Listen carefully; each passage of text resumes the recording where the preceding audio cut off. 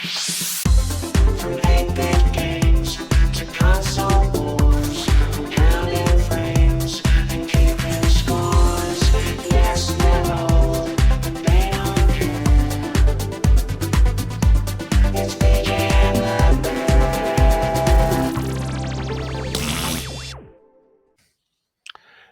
Yes, we're back yet again. The internet cannot stop us from putting these shows out because we enjoy doing them and people still watch them. Yes, this is the fourth BJ and the Bear show. I'm the Retro Bear, the Bear And I of am the partnership, BJ. and he's BJ, him over there, Big Jase, or Jase as he's called today. Have you always been called Jase, or is it? Have you had Big Jase on there before? Well, I used to. Funny enough, Big Jase.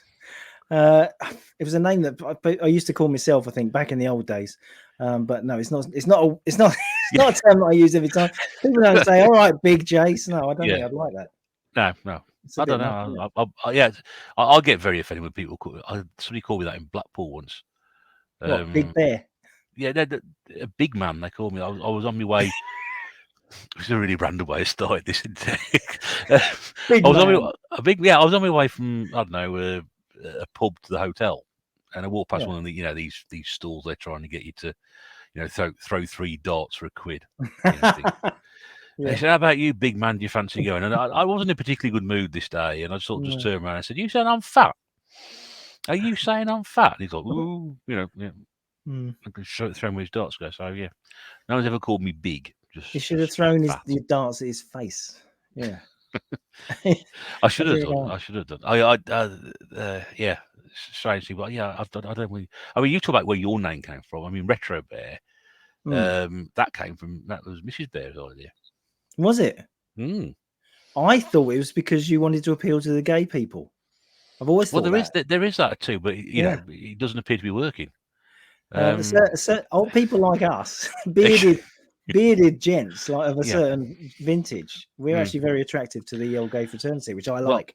Well, the thing is, please. I do as well. And the fact we call BJ and the Bear, it's pretty sexy, isn't it? Yeah, I mean, if we're not attracting the gay audience, then I don't know what we're getting from, But no, I'm all for that. All walks of life, whatever. We happily, accept any viewers from where they come from, and I don't mind. Neo-Nazis, come on board. Come on board. Well, maybe not so. Not so much the neo-Nazis. Come on, Beatos, come and watch us. We'll take any viewers after the last one anyway. But no, I mean we were talking about it very quickly before we came on. Thanks to everybody who watched the previous one, which was the enjoyable one. I always listen. I don't usually listen or watch stuff back that I do. But this week at work gone by, I thought I'll just put that on the background, and it was quite good to listen to again. It is weird because I also listen to it back and also find it entertaining, but I think that is so. What is wrong with us? We're so arrogant. We just like listening to our own voices. It's a bit narcissistic, or whatever that word is. Yeah, that's the word. Yeah, the mispronunciation. It's a bit, blowing smoke up your own backside. But it is. I don't know why. I think I'll just have a listen back to that because I don't know if you did this, Russ. Back in the old days, when cassette recorders became cheap, do you remember you'd go to the market and you'd buy yourself a cassette recorder? The same sort of thing you load a Spectrum game from. Yeah. And then you'd record yourself talking or record yourself reading, and then you just keep the tapes and just keep playing it back. Listen, this is me doing an impression of Lenny Henry or something. I think, there was a fascination of listening to yourself. I think that's probably. I used to hate listening to myself. I still do, actually. I still do. Oh. I don't know why. I don't know. I've never particularly enjoyed it. I think you've got a very nice tone. That's the thing. You're a warm friend and a dark night. That gay audience again. But no, do you know what? It sounds like it's really weird, but again, I've been thinking about an idea for doing a video. So I thought I'd go back and look at some of my old videos from like 2019, 2020. Yeah. And I sound different. You do. I've looked at some of your old stuff and thought, oh, he's changed a lot. I can't understand how. Because when you hear singers, their voice, so like someone like Elton John, for example. Yeah. His voice has changed dramatically over the years. He's a lot deeper. Yeah. than he used to be when he first started. Listen to his early stuff like Your Song, and then listen to the stuff he's done in the last 10 years. It's a completely different tone of voice. And sometimes you hear it with actors and whatever, but you never think about it happening to yourself. And then I sort of like watched this old video from 2020. I thought, Mm. I'm like an octave higher or something. I thought, well, I had a low voice. I thought this is not. It's like so really weird. Didn't sound like myself at all. I'm not sure You were why. higher then. You were higher. Yeah. Yeah. Although that might have been to do what was in that, but The thing is, right? This is a thing because, like, obviously, when your voice breaks, it's to do with your nuts, isn't it? It's to do with your Yeah. nut. And I remember an old boy. I think he used to come in the shop, and he said, "Oh, when you get to my age, you're getting old when you sit down to have a poo and your nuts touch the water." And so maybe it's related, and actually they just keep dropping, and the voice gets lower and lower and lower until you're the full on. You do those voiceovers for Hollywood movies. Yeah. Well, if that's happening when you're sitting down in the toilet, you got one or two things. Either that's happening, or you've got a slight blockage in your toilet, and the water level's gone up again. I don't know. I never really. Yeah. I never thought of it like that. It's weird. Yeah. It's strange, but yeah, just little things I noticed. I thought, I sound different. I think you need to take your pants off, Russ, and have a look and see how much they've dropped in the last 3 years. Well, yeah, we'll put that on the director's cut for the next episode. Yeah, I'll let you know how I get on. Yeah, we all need to be doing that. You've got to be checking yourself, boys. Come on, you've got to check for lumps. Come on. Oh, it's very important. Yeah, very important indeed. Yeah, very there's important. no laughing matter Good. on that one. No. So before we alienate everybody else, I think what they've done about this thing, I want to talk to you about a subject that is very close to your heart because I don't have a problem because that's not the right way of doing it. But there is an endless fascination which other people, people I know like yourself and other people I hang around with, who've got a real interest and fascination with this particular style of game, but also this where it's come from, and also to draw attention to your magnificent series, before I say anything else, Jase in Japan. Okay, thank you. Which I not because he sat there, people, but because as far as I'm concerned, it's one of the most brilliantly put together, edited, produced thing I've seen on YouTube. It is very, very professional. And I did say to you at the time when you did it, I think that's the sort of thing that you would expect to watch on the telly. Yeah, I mean that is. I'm honoured for you to say that because that means a lot coming from you. Thank you. Not that you like to edit anything. No. I was sitting there thinking, how long does it take them to do this? That's the problem. That's the problem. When you do those intricate edits, I mean, with all the maps and the 3D and and all that stuff, it just gets a bit slow. Literally, it was taking me an hour a minute to edit. That's how long it took. Good grief! I know. It's like doing stop motion, isn't it? Is a bit. Yes, this is your a close shave.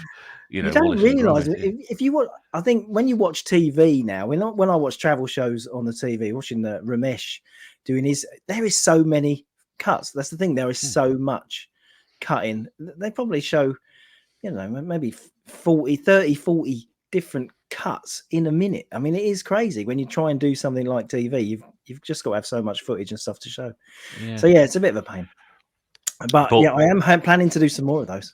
Well, we look forward to those, and I recommend anybody who hasn't seen any of them is to go across and have a look. I'll try and pop a link through to the first episode. We try and do that. But like I said, not because he sat there, because it isn't just my opinion; it's the opinion of a lot of people who watch those videos. And again, some of those people who have been watching your stuff anyway, but a lot of people who picked up on it just accidentally and some random comments that you got for it. But I want to talk to you about your interest in all things Japan. And particularly the country and also the game, because the gaming side I've a real it just doesn't gel with me in the slightest. I've heard that you don't really care for it, do you? Well, no, I've never understood it. It's all that it's the I say the JRPG stuff, the shooters, the fighting games, the Pokemon.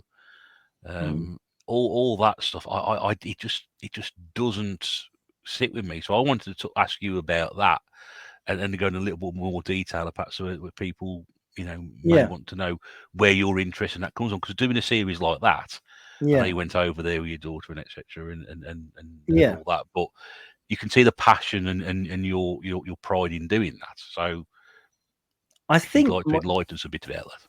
I think the Japanese obsession actually comes from the way the gaming industry went, because obviously when we got to not necessarily Mega Drive, but SNES. I mean, I was a huge SNES fan, and we didn't get UK games very quickly. I mean, I can remember, I think Star Fox Star Wing. Did it take like 11 months for that to come out? And I remember Mario Kart 6 months over 6 months, so that came out in Japan before we got our version. Right. So yeah, kind of an act of necessity. Like if you wanted to play the latest games, which I was always into the newest stuff, still am. You had to get the Japanese versions, didn't you? So that was kind of the start of it. Yeah, and you always paid a fortune. Obviously, games are so much more expensive back then, having to buy the import. I can remember, I think I paid £100 for my Japanese Mario Kart. Wow. You know, to have it 6 months before the UK one came out back then, and that's insane, really. 100 quid then. I mean, Japanese Mario Kart on the SNES is only worth about 30-40 quid box now anyway. So it was actually, it's devalued. A rare error, a schoolboy error. Yeah. But then when the PlayStation started, it suddenly got a bigger issue, didn't it? And also, I mean, there's so much stuff that they got so much quicker than we did. And things have changed. I mean, you know, all the console companies are releasing stuff exactly the same time everywhere. Same as films, same as all the games. They all come out relatively close together. I mean, Nintendo would never dream of waiting a year to release something in the UK. It's actually gone the other way. They've released stuff in the UK they've had to wait for the Japanese release now. It's the opposite. Yeah. So I remember I had to got my PS1. My good friend Genki, who you've seen on the show, he was my dealer back in the mid-90s. And he would send me all this crazy stuff, and I'd see stuff in magazines, or I'd see stuff, and I'd get him to get it for me. And I got really, really hooked on particular Japanese game types. But for me, it's not JRPG. It was Bimani games, the music games, because there were so many, like pop and music, and they all had their own controllers. Like, you know, guitar, way before Guitar Hero, there was Guitar Freaks, and you had the Japanese guitar on the PlayStation 1. And microphone games, and wristband games. What's that tambourine game that Sega released after Samba de Amigo? They all came out in Japan, and they didn't come out here. If you wanted to play those really wacky music games, obviously loving music, you had to be a Japanese enthusiast, I think. But it's bigger than that, because I love everything Japanese. I don't just love the games. Yeah. So it's. I mean, that's one side of it. I mean, you've obviously been there as well, and it's obviously a completely different culture to what we get over here, isn't it? It's completely different. I think it used to be a lot more different than it is now, but probably gaming is what we've learned through games. Really, it's a good demo of that's what it's like over there, and that's what it's like over there. I always come back to the bit on Jase in Japan about the crime. It's the crime, no crime over there. It's weird, you know, Genki's attitude of, well, nobody would steal that because they would feel they'd let their soul down. Do you know what I mean?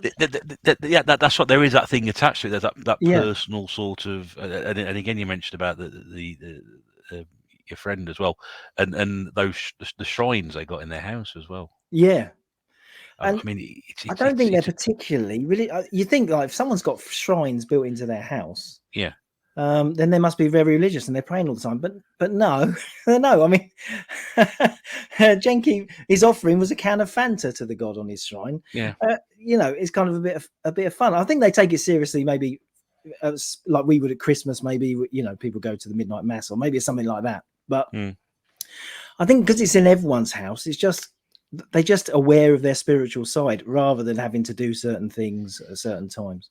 And one of those shrines is just about remembering your ancestors. So we all, I mean, that's like Day of the Dead in Mexico, isn't it? We all would love to think, we all deserve to think about the people we've lost, don't we? We just don't, we probably don't dedicate any time or a place for it. And I think it's really a great idea to do that. You'd have a photograph on the mantelpiece or you know, somewhere, wouldn't you? You know, and going back to the shrines, you know, I had a Kylie shrine, but the police closed that one down, so that was rather embarrassing. But yeah, you know, but yeah, it just seems like a very proud, honourable. Honourable. I think that's a very, very big part of Japanese life is honour. Yeah. And the thought of ruining your honor by doing one thing that was like, oh, that's going to play on your mind for the rest of your life. People aren't going to look at you in the same way. Yeah, and that means that society as a whole over there is super helpful, friendly, caring. Well, I mean, I think everyone keeps themselves a bit like British. I think they're similar in that way because I mean, the days of us all popping around each other's houses unannounced for a cup of tea are long gone. Oh yeah, yeah. But yeah, I do feel that, if you needed help, someone would be there to help you. I don't think you see these videos on a London tube, don't you, where there's some maniac comes and he starts like attacking someone on a bus, and everyone just sits there and don't know what to do. But I don't think that would happen in Japan. Well, I don't think the person would attack. I don't know. Well, they've had a few issues. I mean, Yeah. not many, but there's been the odd. I mean, obviously, was it the Prime Minister was assassinated? Yeah, I mean, not so long crime. ago. They've had a few chemical attacks on the underground system. I think it was a cult as well, wasn't it? I think a few years back. And I think there's some sexual harassment stuff happens on the trains as well. There's quite a big story. And there's been lots legally. I mean, when it comes to relationships between men and women, that has only changed very recently. Right. Like, if you were married, rape within marriage, that has only recently become a crime, I think. Yeah. So there is, and also their age of consent was only 13, which we kind of like, what? Yeah. A bit crazy. Yeah. I've seen a few strange documentaries about that. It is slightly worrying. But on the other side, they are very open about sex and stuff. It's okay to talk about. Everyone seems to like, no, it's a thing.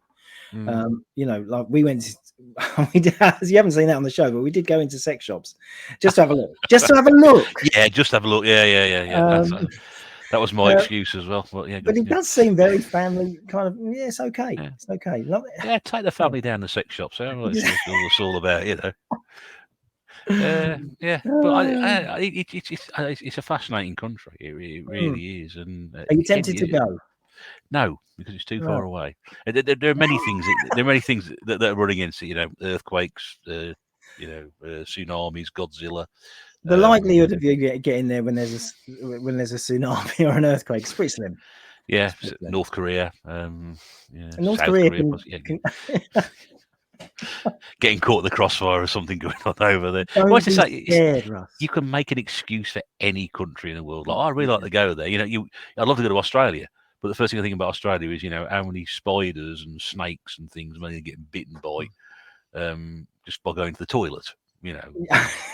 Especially at my age when certain things are touching the water. Exactly. What's in the water? Yeah, there's a shark in there. Yeah, or something like that. Yeah, or if you go to America, there's a very high chance you're going to get shot. I think you're just too scared. I mean, America. I've never heard gunshots in America. I've been to America a lot of times. I don't think I've ever had any issues like that.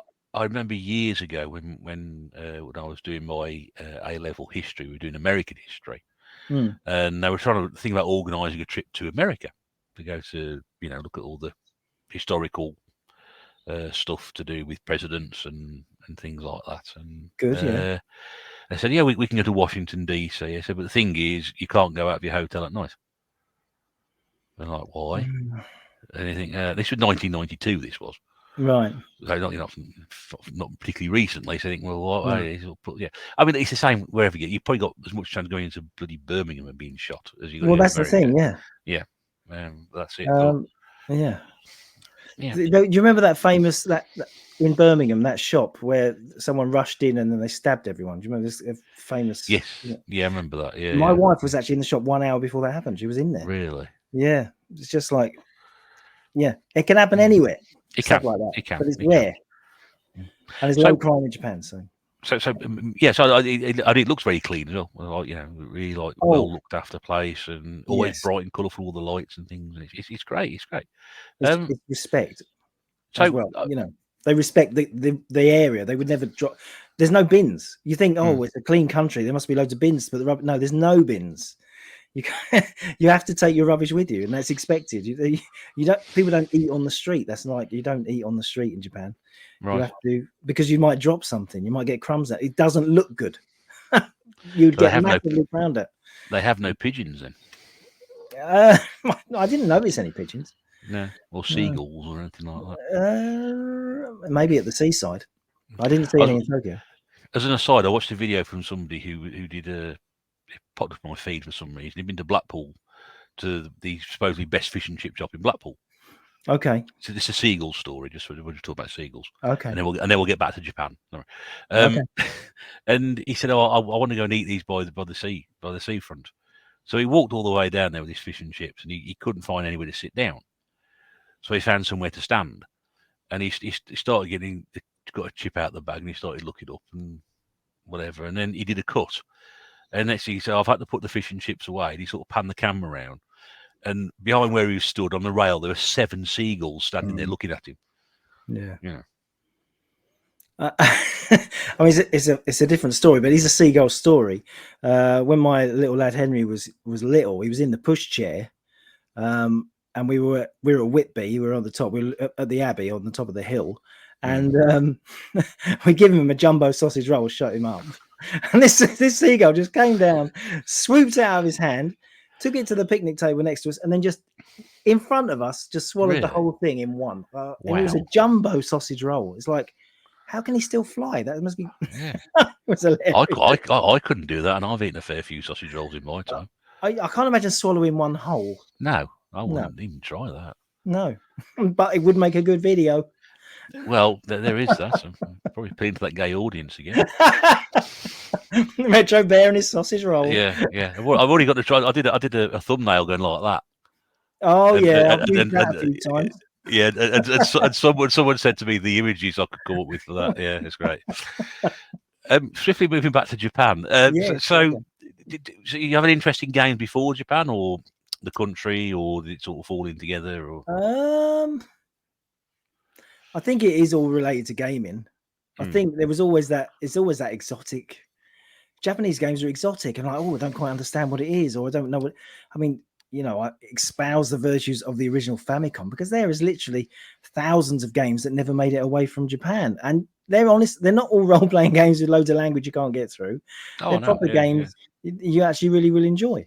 Yeah, and it's weird the amount of stuff that never got released outside of Japan. Though I've just been listing NES stuff this week, USA NES stuff, and there's loads of stuff that you can't believe never came out here from the USA either. So yeah, we were hard done by when it came to Nintendo in the old days. Do you have a favourite style of Japanese game? Well, I actually do like role playing games. I'm not scared of them like you. I'm not scared of them. They just bore me stupid. I like Dragon Quest. I love the Dragon Quest games. I finished them. Obviously, I'm a massive Nintendo fan, so all the Zeldas and all stuff like that. But yeah, no, I don't know. I mean, so many of our greatest influences have come of Japanese games, aren't they? I mean, Ridge Racer was the defining video game of my whenever it came out. 95, was it 94? Yeah, 95? yeah, 95. Like that.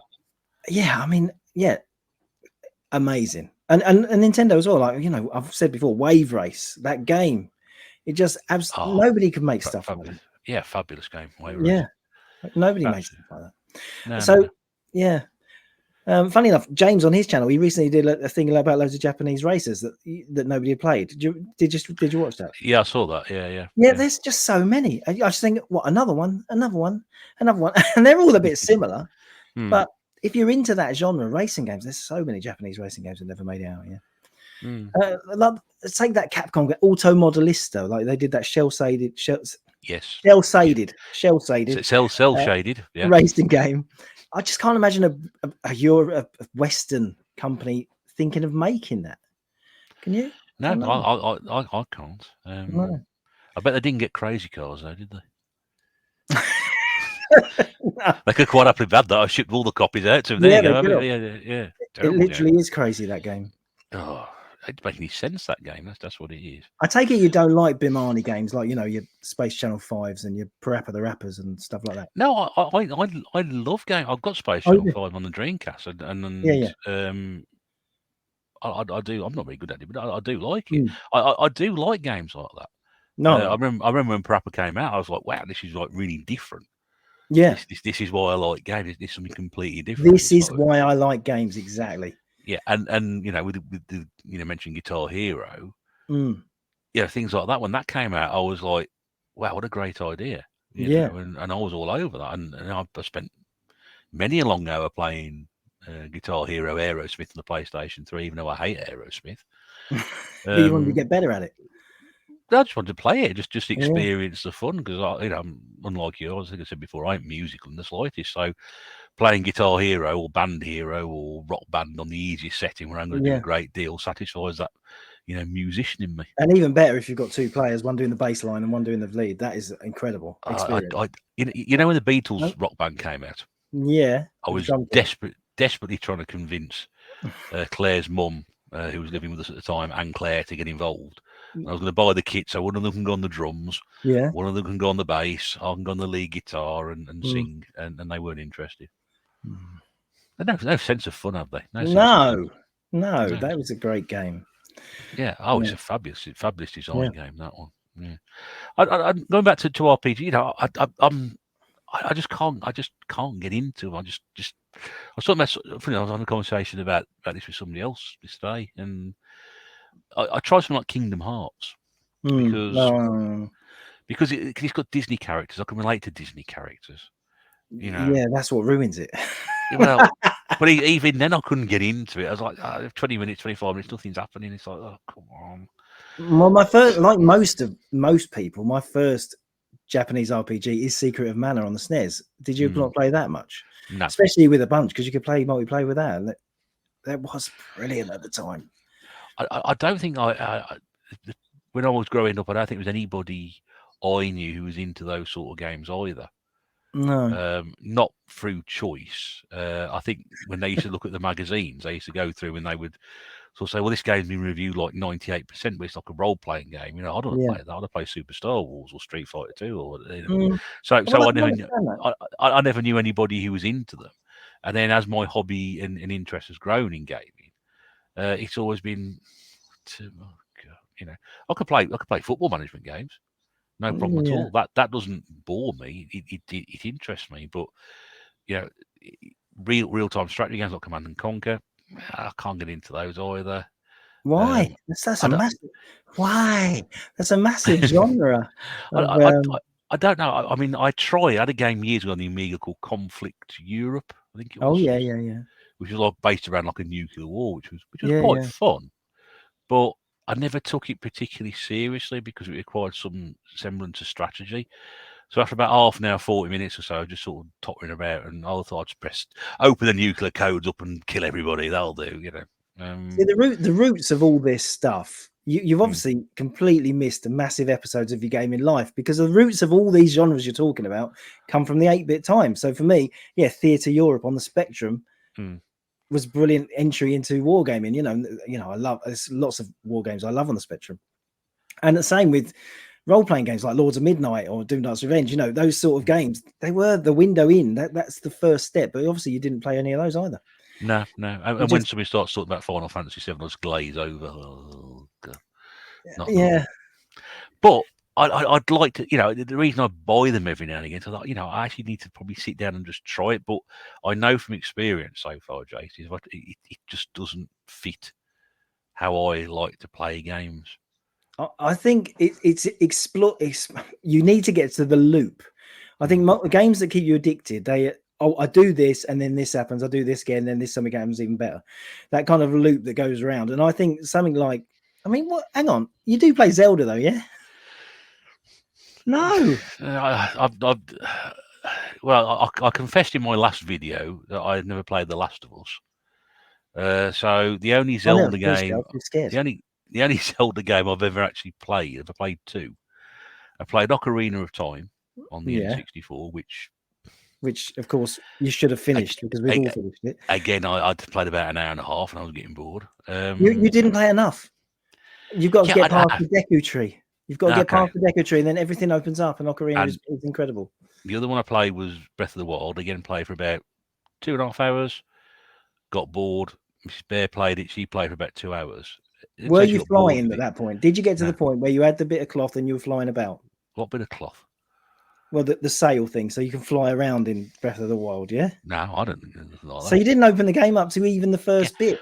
But that is the thing, you see. Again, the conversation I had today about something about this was how much time do you need to spend to open a game up? Like you said, if I stuck that for another couple of 3 hours, perhaps my perception would have changed completely.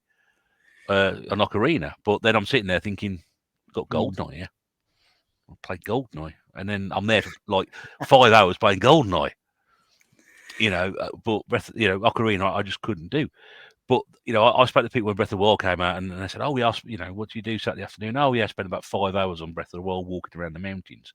I'm thinking, who's got 5 hours to spend walking around the mountains on a computer game? If I'm going to put that amount of time in, I'm never, ever going to get into these games, ever.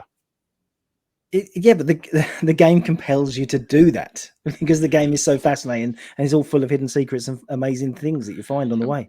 Perhaps It's you're like right, a real life adventure. Yeah, perhaps you're right. Perhaps I've not put enough time into them, but I'm rapidly I mean, the running out of last time. Zelda game, incredible, just incredible, even better. The newest one is even better. I've got lots of Zelda games. I've got the Gold Cart. I've got the ones that came out on the Wii. I've got the ones that came out on the Switch. I've got Ocarina. It's not as if I'm short of Zelda games. It's not about ownership. Who cares about that? I Says do. me, yeah. Have you not watched it? I don't know. I think you need to. You probably need to play with someone else who shares the enjoyment. Because I remember when I played Ocarina of Time, I played it a bit like you, and I'd done it about an hour and a half, and I got a bit bored. And then my girlfriend at the time, she said, "Oh, come on, let's have a go at this together." And we're doing it. We're swapping controllers. When one dies, we swap controllers, and we're just going through it together. And before you know it, we got past the Deku Tree. Everything opened up, and it was like, "Oh my god, this game is amazing!" And I think that is the problem. One of my favorite games, Ni no Kuni. You know that game? Yeah, I know the game. Yeah, and Ni no Kuni 2. Very slow. I played that game for probably 3 to 4 hours before I even got to the point where suddenly, bang, it all opens up and it's like, oh, there is a massive game. It's not the hand holding stops because there's a lot of hand holding at the beginning of those games. But when the hand holding stops, the fun begins. And yeah, the loop, the battles, the grind, taking little monsters and being powerful enough to take them out in a little battle. And getting all the stats and reaping all the rewards from that. It's just so addictive. The gameplay loop of role-playing games is so addictive because you're constantly building up the character stats. Going back to 8-bit stuff, I'm not going to let you talk anymore. No, going back to 8-bit stuff, this is something I learned a very long time ago, and this applies to this. It applies to role-playing games. When you used to get a game, say, on the Spectrum, or the Commodore, say Carrier Command, or Their Finest Hour, The Fourth Protocol, very big, deep games that looked incredibly serious, and you did not know how the hell to play them when you started them. So if you just loaded that game on a Spectrum and you sat there, you looked at the screen, thought, "What the hell is this?" You had to read the manual. But if you read the manual, you found that actually it was a brilliant game. And that game, you ended up playing 100 hours worth because actually the games that you had to learn, the games you had to put the effort in at the beginning, they paid off by being some of the best games ever made. And the same is with role playing. You've got to put in your 2 hours, your 3 hours, getting through all the hand holding stuff, because then all those games, they open up into suddenly you're in control and you're in, and they are amazing. And Dragon Quest 7, oh my god, that game ruled my life. 150 hours I put into that thing. I loved it. I don't know. I will not turn around and people and say these are bad games. If somebody wants to tell me this is the greatest game ever made, I'm going to disagree with you because I haven't played it. But then again, I'm never going to play it, so I can't agree with you. Say it's the best game ever, and I can disagree. Say it probably isn't because there might be something better than that. I don't know. I might have an opinion on that, but I just. I appreciate them, and I know that there's a lot of people who love things and all that, but they're just things that I just can't. you're literally running a fingernail over the surface of the games, though. You haven't, Yeah. that's it. Oh, You haven't dedicated any time to them. yeah. I'm not saying a couple of Yeah. hours bash on this and a couple of hours on bash on that. He's No, justification for saying I completely, hate them. annoy this. No, Our very good friend Jen Pixel did a video a few weeks back. exactly. Well, he talks about role-playing games all the time, and I just wonder how the hell he has time to play them. There are so many role-playing games out at the moment over the last 5 years that I would love to be able to play, but I know it's a massive time investment, and I will get over that threshold and I will love it. Yeah. But there's only so, I can't really plow 100 hours into so many games, so I have to be selective. That is an issue with that sort of stuff. Was it? I think it was Suikoden he was on about, wasn't it? Suikoden. That's Suikoden. That's the one. Yeah, that one. I've heard of it. Yeah. Yeah. Again, he did a video saying it was a great game ever made, and I said, well, of course you're wrong, but I will not deny I sat there having watched that video all the way through and thought it looks quite good. This. Yeah. It looks quite This is good, a very good game. but I know it's going to take me forever to get. It's like Pandora's Tower. It's like Xenoblade Chronicles. I own those on the Wii. Yes. They're very good games. They probably are, but I've not played them yet. Will I play them ever at all? I don't know. I'd like to, but then again, I watch videos on it. The first thing I see is a character running around with a giant, great big sword. That's about 6 times the size of the character. I'm thinking, I don't know. It seems a bit daft. Like Siegfried. Do you know who that is? The guy with the tiger, wasn't it? No. Siegfried and Roy? No? No, from Soul Calibur. He comes out with that massive sword, doesn't he, Siegfried? It's like, what? See, that's another genre I don't really play, one-on-one fighting games like that. What do you play, Russ? Not a lot. Have you watched my channel? Yeah, I don't play any of this stuff. I just collect it. Yeah, I don't know. It's just a brand. Like I said, I had the greatest amount of respect for people who play those games and enjoy them, but for me, it's just not something I can get into. To be honest, I think that's very honest, and I absolutely these days I kind of also share your view because I love playing for points. That's why I like retro gaming. I like quick blast. I want something that's instant. Oh, there, I'm shooting this thing, and then I have to go and do this thing. Yeah, brilliant. Yeah, I put the Xbox on the other day, and I got a racing game on. And all I wanted to do was get into the racing game and just play the race and get on with it and play. I was there for 2 hours. I came to do a video, and I did 2 hours playing that game beforehand. Now, if that had been like Zelda or Final Fantasy or whatever, I can guarantee within like 10-15 minutes, like let's do the video. Yeah. But that's just me. I've always said that I would try things like Street Fighter 2 again. I didn't mind Mortal Kombat. I would try. What about other sorts of games? Let's just tick off some genres here. What about first-person shooters? Have you finished any of those? Don't ask me if I finished any of them because that's a silly question. GoldenEye, you must have finished. You mentioned it. Did you finish GoldenEye? I did finish GoldenEye. Yeah. But first-person shooters, generally speaking, modern ones I don't get on with. They called it Modern Warfare when that came out. I was all over the place with that one. Yeah. I don't mind playing. When Medal of Honor first came to PlayStation 1, I bought it when it came out. Absolutely loved it, and I bought loads of Medal of Honor. I bought all the games after that. I really like that. You said before you didn't like Last of Us, but have you played the classics? Have you finished Resident Evil 2, Resident Evil 3? Well, I probably haven't finished them, but I played them. You've played them? Yes, I played them. Yeah, but that means that I've looked at them. Well, I've given them a good go, but I've got to a point where I didn't get very much further, and someone else attracted my interest. Really? So this is another area which but I want to get into. It's like do you play games to finish them, or do you play games to the enjoyment of them? If you fall in love with a game like Resident Evil 2, I mean that was a classic. Yeah, it's not even particularly long either. You might as well get to the end because it's like see what happens. Yeah, I think probably I don't spend enough time playing. If I was to sit down and play one game, I'd have to be very, very, very disciplined to keep going with it. Whereas the buffoon in me would quite happily sort of play it for half an hour and think, right, what's next, and find something else and play that for half an hour. Well, I would say that game has not got your attention, has it? I mean, like Silent Hill for me, we started playing Silent Hill, and before you knew it, We'd finished it because we're Mm. just absolutely captivated by the game. Now, if the game hasn't captivated you like that, maybe you're not actually interested in games at all. I might not. I probably shouldn't be here. Actually, somebody else should be coming in, parachuting somebody in to take my place.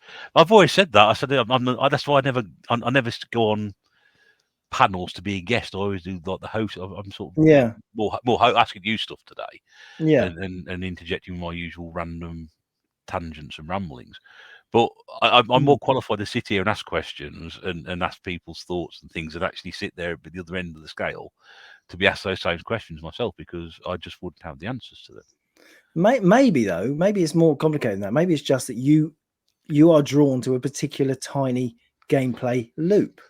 Say, Centipede. The level of Centipede is, it's a short loop. Yeah. You see if you can get the high score. You died, and then you restart if you want to. Those sort of games maybe are more appealing to you, and they're appealing to me. I love those small gaming loop, like pinball. I love pinball machines. Yeah, that's very true. I did play Trying to beat Centipede. yourself. I played Centipede in the last 6 months, and you're absolutely right. I played it, and I thought, oh, another go. And I thought, oh, I'm doing really well here. Yeah. And I'll have another go, and after about 5 or 6 goes, I thought, yeah, that's enough for now. One for me is Phoenix. Phoenix. I can play that game. That is so addictive. Trying to get that little guy in a spaceship. I love those games. I suppose probably growing up with the Atari, that was very much it. You were playing, limited games with a limited time scale on them, I suppose. So there's only so much the Atari could do. It would just endlessly loop around, and you play something like, say, Smurf, for example. Smurf. Yes. Terrible tune, but a really great game. Mm. And all that would do would just speed up the enemies. There was so you can get to a certain point with it, but after about excellent, you get to a certain point, you think, "How about it? Have a good go of that. I'll put that away now, and I'll put Outlaw on." But you still got it out again, Smurf, didn't you? That's the thing. Yeah, you still went back to these games, even though you'd got to a certain point. Mm. I always berate those people who write the scores at the back of their Atari manuals, but the thing is, they were legendary scores that you were trying to beat. So that meant you went back to the game because you'd written the score and you had something to beat.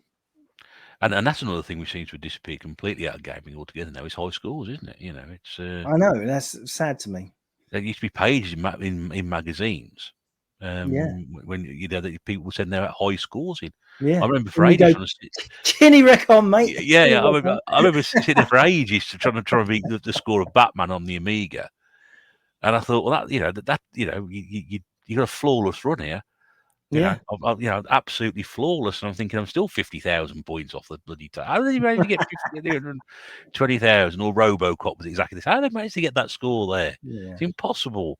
I'm just a flawless run on that. But it gave you a whole new challenge in the game, so it was brilliant, really. Yeah, I suppose it was. Yeah, you had a go. You thought, well, I could beat that. I can't beat that. I don't know. Maybe in gaming, as a gamer, I've changed a lot over the years. And my voice has changed. I've changed a lot as well.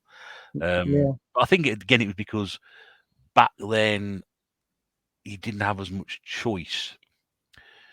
Because if you were a kid playing games, you'd have a limited budget to Nowadays, I can walk in and for shop and for 20 quid I could pick up a couple of 3 things, and then you think, well, where do you start with that? And then you sort of look around, and I've got 3,000 other things to get through here first before I get that far. I should have started this a long time ago, really. So I suppose if I'd thought about it a lot more carefully 10, 15 years ago, I'd probably thought I'd just buy a couple of games here every now and again and work through that and play them and experience them and enjoy them, as opposed to just basically hoover up as much crap as I possibly could do. But well, we're all guilty. That's the hobby, isn't it? That's the hobby. That's it. I don't want to change the hobby for it. It's nice having this stuff, whether it works or not. It doesn't really make a difference to me. No, but it's nice having it. I think funny, I was going to say about this. I think even in our hobby, I think we're getting to a bit of a changing point. If you look at, if you put in retro gaming in YouTube's or whatever, you get a list of loads of videos. You see how much stuff is about 8-bit these days. Not so many people are excited about 8-bit anymore. And I don't know if it's because of aging or the younger people coming in. Obviously, they came in at PlayStation, Mega Drive, whatever. But actually, probably more Mega Drive, Xbox these days. and I just think, are we becoming? It's like a subgenre. It's like probably 8-bit stuff, like the Atari stuff. We're like the real proper crusty people and actually the popularity of those formats might die off as we die off. A bit like rock and roll music. I made this parallel before. Yeah. Rock and roll music, the London 7-inches back in the the 50s and 60s, rock and roll singles were worth tons of money, like 300, 400 quid, these rare blooming records. But then you get one and you think, well, it's worth this, but you never sell it because all the people who wanted it are dead. Yeah. So I don't know if that's going to happen with us. I think that might be the next step. I think you're right, but I would probably disagree slightly with you about 8-bit. I don't think 8-bit has been more popular. Yeah. I think probably since COVID, because I think before COVID, there have been many people joining you down the skips, throwing loads of stuff into skips, getting rid of it last week. If you know what I'm talking about, go and listen to episode 3, where we find out Jase's selling tactics for driving prices up. But before that, I thought about that pre-lockdown. I thought I'd like to collect more 8-bit stuff because I've got a fair bit of common stuff, but not a lot else at that point. Yeah. And I got that years beforehand. And I thought, I'd like to, but I don't know. No one seems to be particularly interested in collecting that. And all of a sudden, there seems to be an interest and a rise of 8-bit, and now it's probably my go-to thing is it's like I try not to. I try and keep away from it, but I can always guarantee that if I go out, to a specialist shop, or if I'm poking around your site, I'm going to find something which is 8-bit related, and then come back and curse myself for buying something 8-bit related, and not buying something a bit more modern. But going back to what you were saying, the younger generation coming through are taking absolutely no interest in it. So they don't take an interest in if this stuff is going to die, as you said, die with us. There's going to be it. Yeah, I mean, obviously, some people might be particularly enthusiasts about it. I mean, I guess they're doing all these horrible cheapo reissue things like this, a new Intellivision or whatever, a new blooming Atari 400 minis and all that stuff. I suppose I'm surprised that I don't know if anybody would buy the Atari 400 mini. I don't know who that's meant to appeal to, because the people who collect stuff will want the real thing. They want the real thing. And it's got no relation to young people at all. They don't even remember. Nobody remembers the Atari 400 in the UK anyway. It was not a popular machine.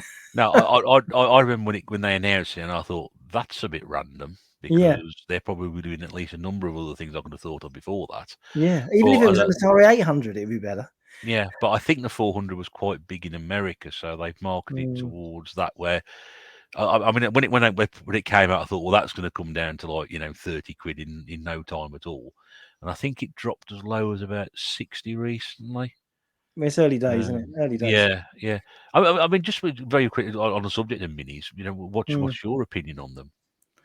Well, I kind of liked, I've got some in the cabinet behind me. I like the Nintendo ones. Yeah. Because they look really cool. They're just like little mini versions. And the PlayStation one, PC Engine one, they look really cute as collectibles. But I've never plugged one in. No. I've sporadically plugged my ones in, but I mean, I remember watching your Amiga one. Yeah, but I want that's it. That is quite a good little one, and it was a good price I got it for. I wouldn't have bought it otherwise. If the price wasn't right, I wouldn't have bothered. And the Mega Drive one, I mean, I got that for an absolute belting price. But what I liked about that one, because although the Nintendo ones were very well done, it was all very much the same stuff. The NES one was very much all the same stuff that you could get on other re-releases. They try to be a bit different with the SNES, because they got Starwing 2 on there, I think, from memory. But when they announced the Mega Drive 1, it was like, look at all these games like Mickey Mouse, Castlevania. I'm thinking, hang on a second, because I thought, it's going to be the same old rubbish they put on the At Games compilations. No, they actually gave you some games there that were actually quite either very left field that you would never thought they'd get the license for, or some really expensive stuff that, if you want to buy a copy of Castlevania before that came out, you're probably looking close on 70, 80, 90 quid. That's now gone up since then, probably talking closer to 150. So I like them, but again, they sort of live up there.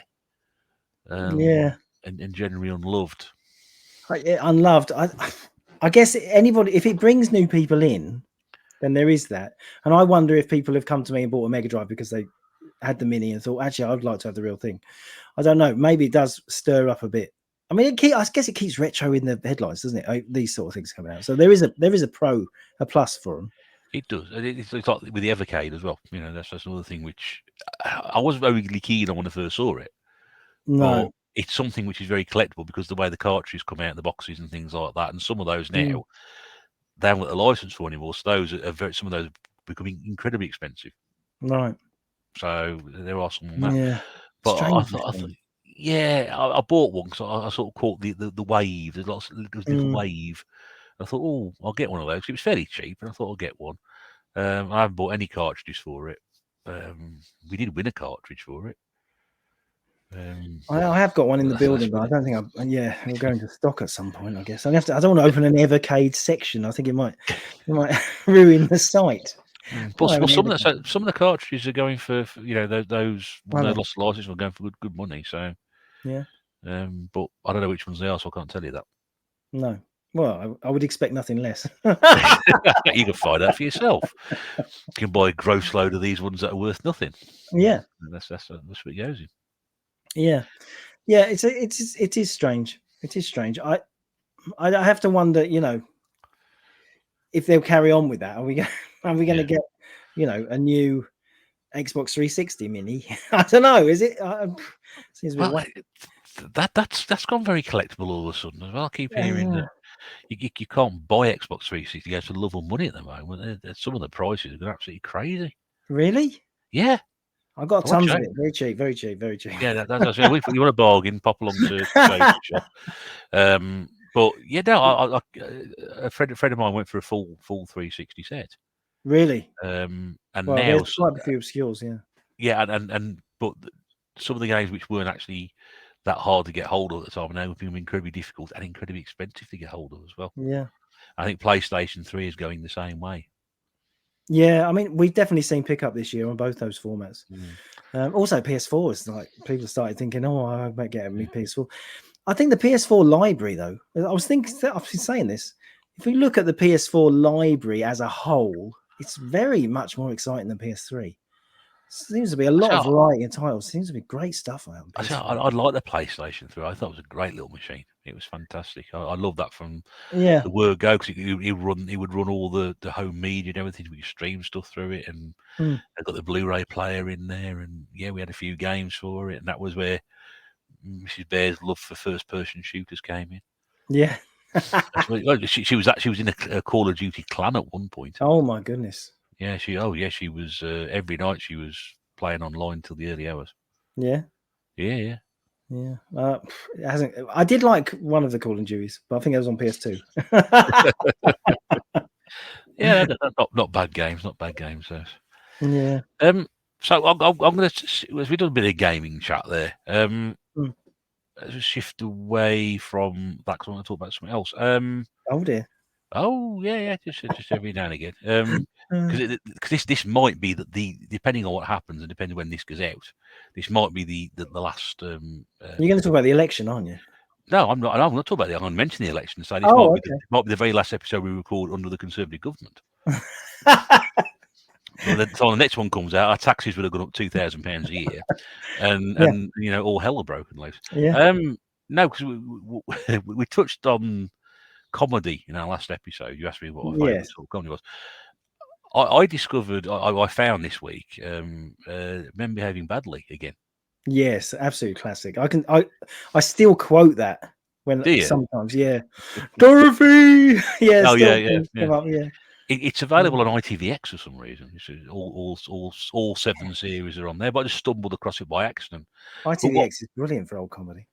No, it's terrible. For old comedy, it's brilliant. That's where my Robin's Nest is. Yeah, Adam George and Mildred's on there. I noticed that. So I was going through George and Mildred, Robin's Nest, and that was it. There's nothing else on there. But when I woke up the Saturday morning, Carry On Camping was on ITV3. I'm a big Carry On fan, so that was like, that was just, me too. Just great to find that. It was, and all the films, not all the films, I think most of the films are on ITVX as well. Carry On at Your Convenience is my favourite. One of my favourites. Yeah. It's not I love Redmond Bernard on the list. Bresslaw. Bernard Bresslaw is my favorite. I love that guy. Bernard Bresslaw is just the best. Oh yeah. He's I love him. he was an ice warrior in Doctor Who. He was Yes, many incredible. many years ago. Yeah. But yeah, I met Jackie Piper, Oh yeah. who played Carry On at Your Convenience, played Myrtle. Oh okay. Sid James and Hattie Jake's daughter in the film. Yeah, she was Right. doing a appearance at a memorabilia fair many years ago, Right. and it was about the time that they were doing that magazine that came out with a DVD in it. So they did the Oh entire, yes, for the whole set out, entire run. Yeah, so yeah. I took my copy of Carry On at Your Convenience for her to sign. Ah, So she signed that for me and signed a card and a picture as well. yeah. And I tell you what's interesting is that we actually share the same surname. You're joking. No, because she was born probably within a 5-mile radius of here. Then we're not You're related. actually related. No, we're not related. We're not Oh. related. But I was actually stunned to find that her, obviously a Yeah. stage name is Jackie Piper. Her actual surname is the same as mine. I was like, this is fantastic. I always had great fun going to things like that. I met Elizabeth Sladen, who was Sarah Jane in Doctor Who. Oh yeah. K9's best friend. Yeah, that's the one. Yeah. Francis Matthews. Okay. Worked with. He was an actor who worked with Morecambe and Wise quite a bit over the years. But probably my favourite thing was Carol Cleveland. You know who Carol Cleveland is? It's a token woman out of Monty Python. Oh, okay. Yeah. And she signed my Monty Python book as well. Really? Yeah. I used to love going to places like that. Yeah. I avoided Brian Blessed because a friend of mine wanted to go and see him, and he was there and being as loud as ever. But they were great to go and see. And you get your autographs for nothing now. You go to these events, something like 30 quid or something. Oh yeah. It's a bit of a and it feels really sad. You look at them in their little booths, all these old has-beens, and you think, oh yeah, it's a bit desperate, isn't it? But that was the thing. Me and a friend of mine got into about 15 years ago. It's like, well, go to this for a day out, and it's just like fantastic. It was like, wow, this is just brilliant. I got to meet a couple of the old American WWF wrestlers as well. That was really exciting. Yeah. Hacksaw Jim Duggan and Jake the Snake Roberts. You know. Oh yeah. Yeah. I've got one of those teddies somewhere upstairs. Have you? You know them big buddies. The big, yeah. I've got a Jake Roberts. Have Jake you? Yeah. I'll just show you this actually. You might. I'll put myself on the big screen. Yeah. So if you're listening to this, you'll have to try and find out a copy, but you can maybe just see there. Is that you, Ross? That is me. Wow, you look young. Yeah, I'm the one on the right, just so you know.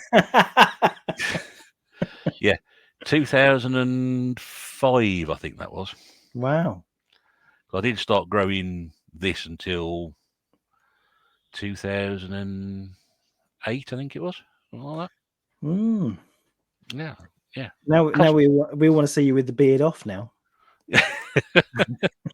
I'll have a problem tomorrow with the election because when I went to do the local elections, my driving license is about 9 years old. Okay. So I look a lot less hairy back then, and the woman had to looked at me like, "Are you sure?" I have aged a lot over the last 10 years. You know, I'm approaching 50. You know what I mean? Yeah, all right, slug. And I mentioned Kylie earlier. I fell down my annual Kylie rabbit hole, which isn't a euphemism for something.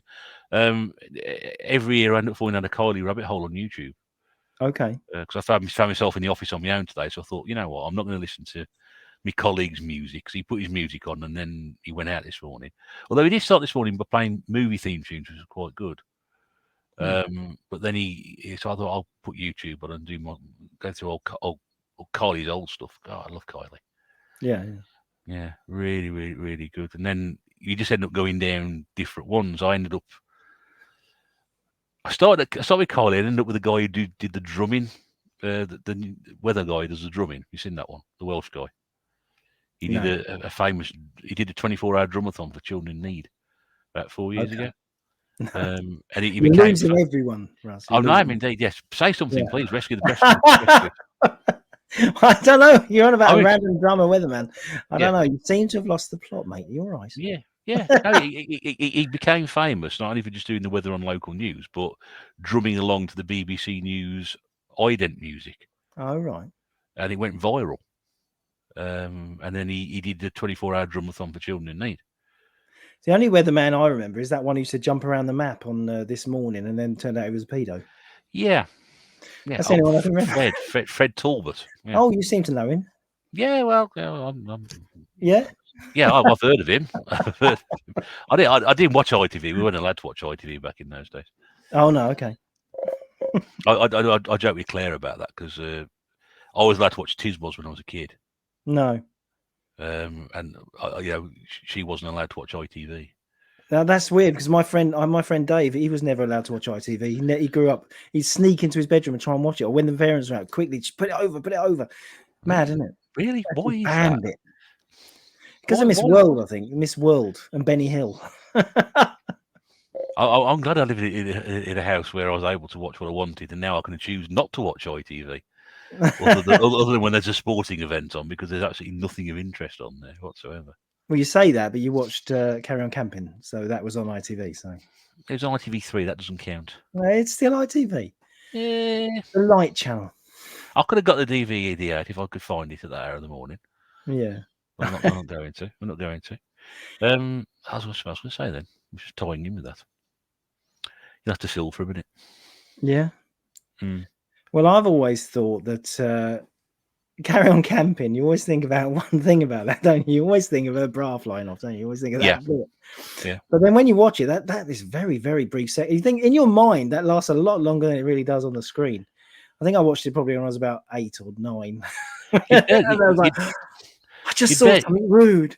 Yeah, you'd barely notice it now. I know. There's no flicker on it. Yeah. Yeah. Oh, that was it. Yeah, the new Beverly Hills Cop film. Oh yeah, I know. Have you going to watch it? Probably not. Really? Really? What?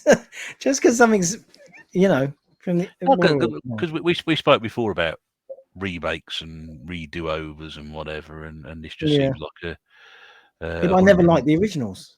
Did you not? Nah. Really? Nah. Oh man, I remember when Beverly Hills Cop come on television. That was an event. Yeah. Because it didn't do nothing for me. Did you not? Oh man. Nah.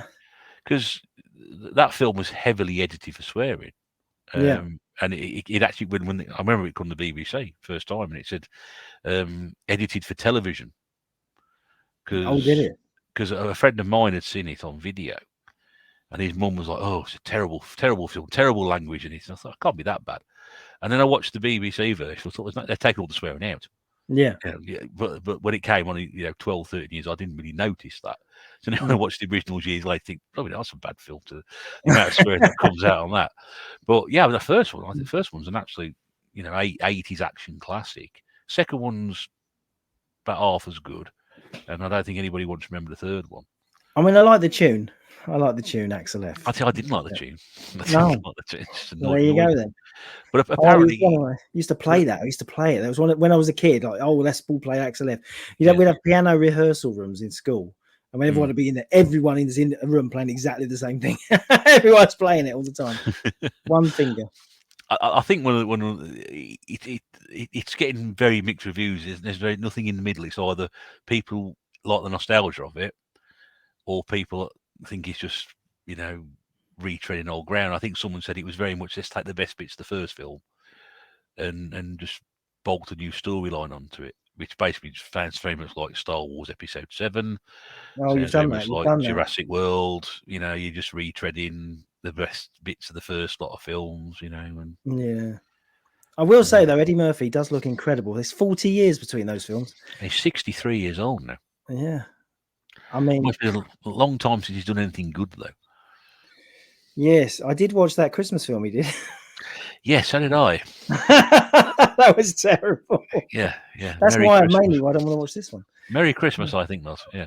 No. I did see Coming to America, which was the sequel to Coming to America. Oh, I saw the original one. I didn't see that new one though. Yeah, because that was a bad choice because we started watching that and we ordered the pizza and then the pizza was late. No, it wasn't a pick. No, we ordered an Indian takeaway, and the Indian was late. It was about nearly got to the end of the film by the time the bloody food arrived. Oh. And And then it was cold. Yeah, it wasn't great, and No. it wasn't a particularly good film either. No. But yeah. I mean, first coming to America, I love that film. Brilliant film. I saw that at the cinema. I did see that at the cinema. Did you? Yeah, it was quite good. Yeah, I enjoyed that. Yeah. Yeah, he's one of them in his career where he's been in stuff that's been really, really good and stuff that's been really, really bad. Yeah. And it doesn't seem to be an awful lot in the middle. But No. yeah, so if you haven't unaware, it's on Netflix, I believe. Yes, it is. $160 million budget or something for Mad, isn't it? Netflix. Yeah. For Netflix. Why do they not stick it in the cinema? I don't know, because Apple do, don't they? They make a film and they stick it on the cinema for a bit and then they put it on their channel. So, I mean, yeah. surely it deserves a bit of a box office run. Yeah. But I saw The Fall Guy a few weeks back. Oh my God. You watched that, did you? Yeah. At Not the cinema? bad. No, I didn't watch it in cinema. No, I watched it on. Yeah. Some You other way okay, watching Russ? it. Yes, some other way watching it. That's but naughty, Russ. That is naughty. I don't know what you're talking about. That is naughty. Yeah. I don't know why they. I mean, Colt Seavers. Come on, the original Fall Guy. I used to watch that a lot, but this looks nothing like the Fall Guy. It's nothing like The Fall Guy. It's No. nothing like it in the slightest. No. I mean, as a film, the sort of thing was it's pretty good, but nothing to do with the original. It's like the No. Dukes of Hazzard when that Oh, came out. God, It's they were nothing like the terrible, bloody weren't they? Dukes of Hazzard. Terrible. Yeah.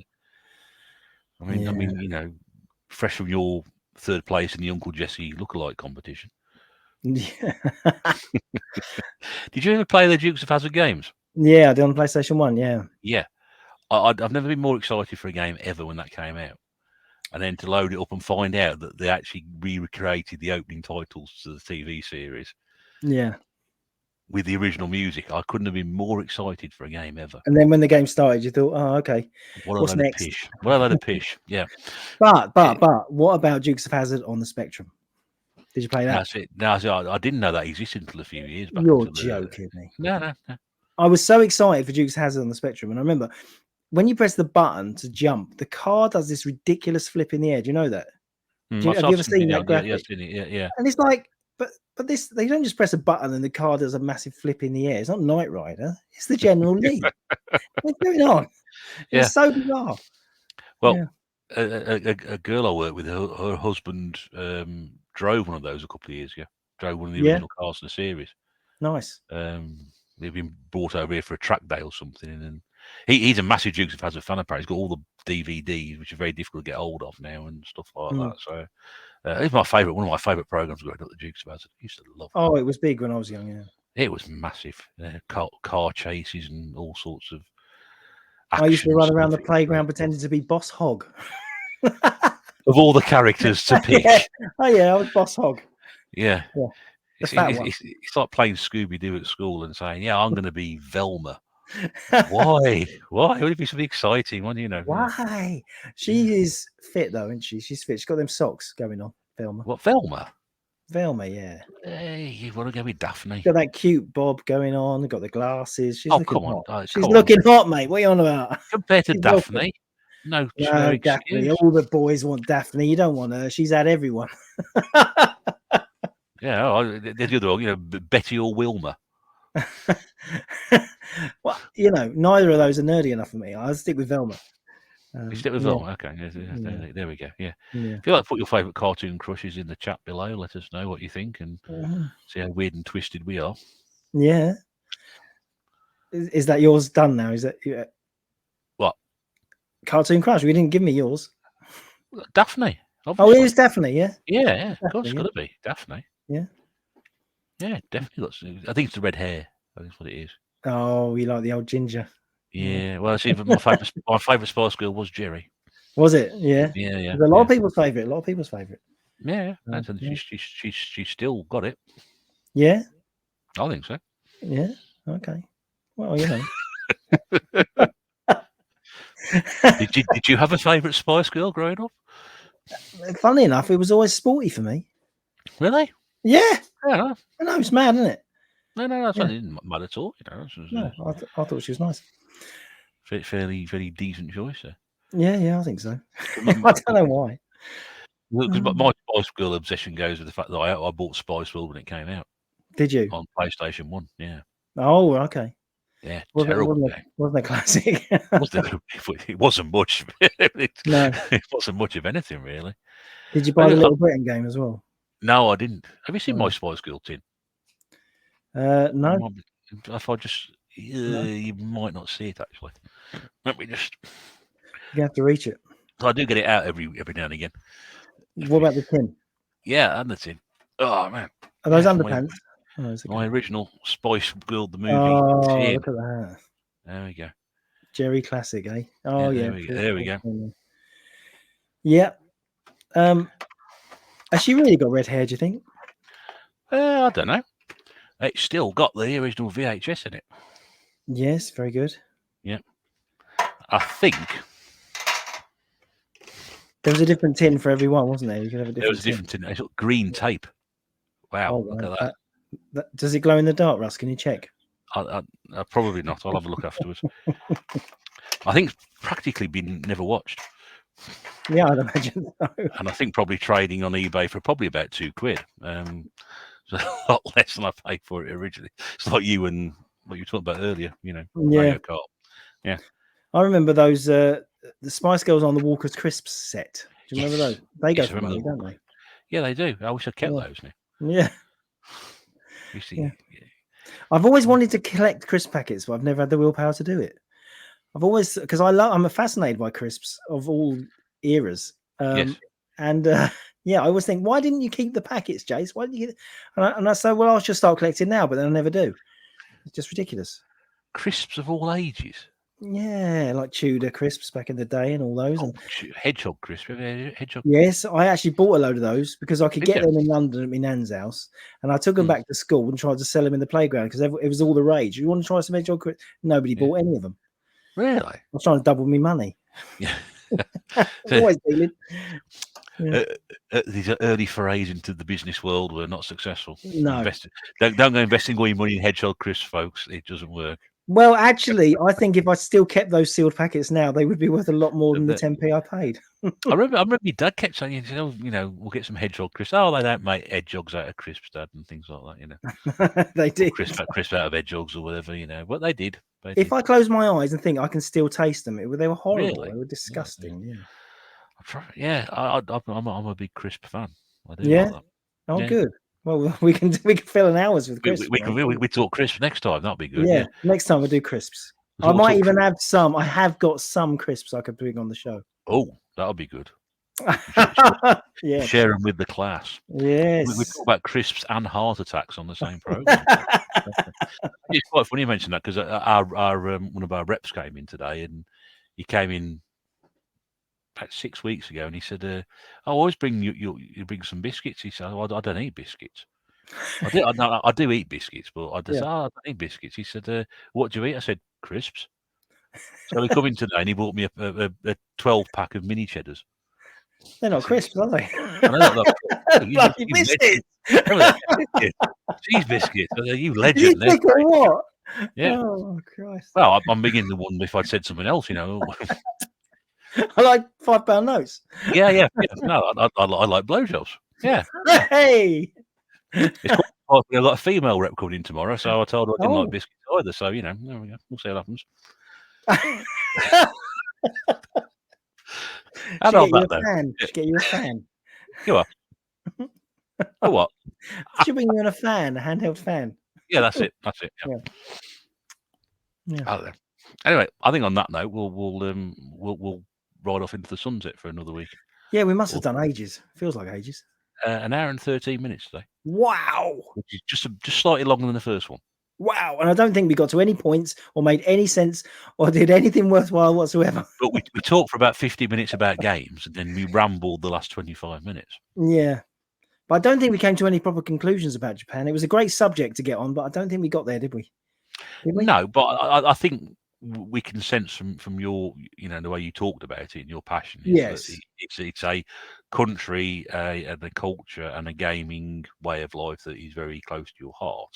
Yes, very good. I think There's it's good. you summed it up. Brilliant. Yeah, brilliant. that's I can do that. I can do things. I've Yeah, not made good. notes or anything. It's fine. I think from I my also point, think you should be stop being scared of going places. Go places, mate. I'm Before well it's too known. late. I'm well known for not going places. You need to go places. You need to go I'm- to America. You need to go to Japan. You need to go to all these exciting places waiting for I've you. never been on a plane. I mean, I'm going to You get are joking me. no. I'm not joking you. You've never been out of the country. No, I've been out of the country. Yeah, Yeah? Yeah. Wales doesn't count. and no, I don't. I was going to say Wales. No. Well, I've been out of the country, but I've not been on a plane. Yeah, what, you've been on a ferry Yes, to France? and Belgium, Ireland. and Holland, and Okay. Germany. A long time ago when you was at school. Yeah, when I was a cub many years Oh ago. my God. Yeah. This is breaking my heart, Russ. Come on. You got to get out there. I'm well known for not going anywhere outside of a 5-mile radius of my own home. Yeah. So how am I going to make it to Scotland in November? I've got no idea. Have you never been to Scotland? No. Oh my goodness.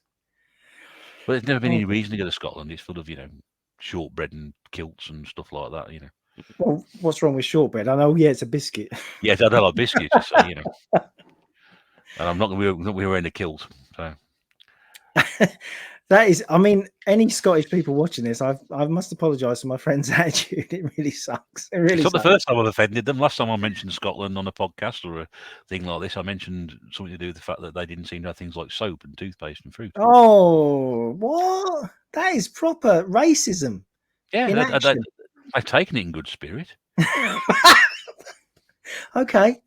I'm not joking. At Revival, one of the lads come down from Scotland. He bought me some soap. He Right. turned up with a 4-pack of Imperial leather. Very nice. So I bought you a gift. There you go. I was like, oh, fantastic. Yeah. Obviously I haven't got any fruit, but I think they're saying to throw that at me when I would turn up in Yeah, they'll throw fruit at you. Yeah, too November. right. Yeah, shortbread and haggis. Oh, I don't mind haggis. Haggis is very nice. it is very nice. I love Scotland. I go to Edinburgh Festival, as you know.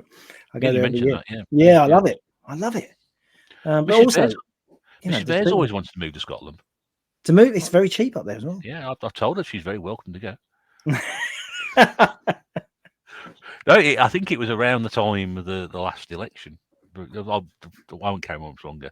And she just thought, moving to Scotland was a good opportunity. And we look, like you said, it is cheap up there. I mean, Oh God, you can buy lovely places up there. But I'd have to find a job to do up there or something. Yeah, that does help. Yeah, it would help massively, But of course, you could run a campsite. Retro Bears campsite. Recamp. Big picture of you on the sign. Yeah. This way, fellas. This way, fellas. Yeah. I think we've got your whole career sorted out. Well, that's it for the rest of my life, then, isn't it? I shall get on with that. I shall start drawing up plans immediately. Good. Yeah. Well done. And we'll leave everybody in peace. Thank you again for giving up your valuable time. I know you're a very busy man at the moment. Always. He's always busy. He's always going to go. Yeah, he's telling me how busy he was before he started. So I do have sympathy for him. You do not. No, I don't. No, not in the slightest. No, but it's great. We'll do it again in a couple of weeks' time, as we will do. Good. We'll find some time in between the football and all of the stuff that's going on. Football. Yeah. I know you really want to talk about the Euro, so we're not going to talk about the Euro. Yeah, I'm surprised we didn't talk about elections. I really am surprised. Well, we'll talk about it. We'll talk about it next time because by the time we put this out, it's going to be different anyway. So yeah, it's either going to be, the last hurrah, or it's going to be one of the greatest comebacks since comebacks were invented. I'm not going to be able to do that Richie Snacks. I can't do Richie Snacks stuff anymore, will I? Won't be able to do it. That's half the material of my show gone. I know. Well, you have to work out some jokes about Keir Starmer. Yeah, God, tough. That's tough. Yeah. Well, we can talk about that next time. Yes. Okay. Yeah, let's get out of here. Come on. Yeah, let's get out of here. We'll say bye-bye to everybody. Thanks, everybody, for listening once again. Please don't forget to show your appreciation. And if you want us to listen to us talk about stuff, honestly, ask us anything in the chat. We'll, subject you want to get us onto nuclear physics, state of the universe, things like that. We'll happily discuss. We might not have the answers to the questions, but I don't know. Yeah. Otherwise, we'll just carry on rambling. In the meantime, Jase, thank you very much again, mate. We'll see you again soon. And until then, everybody, take care. Bye-bye.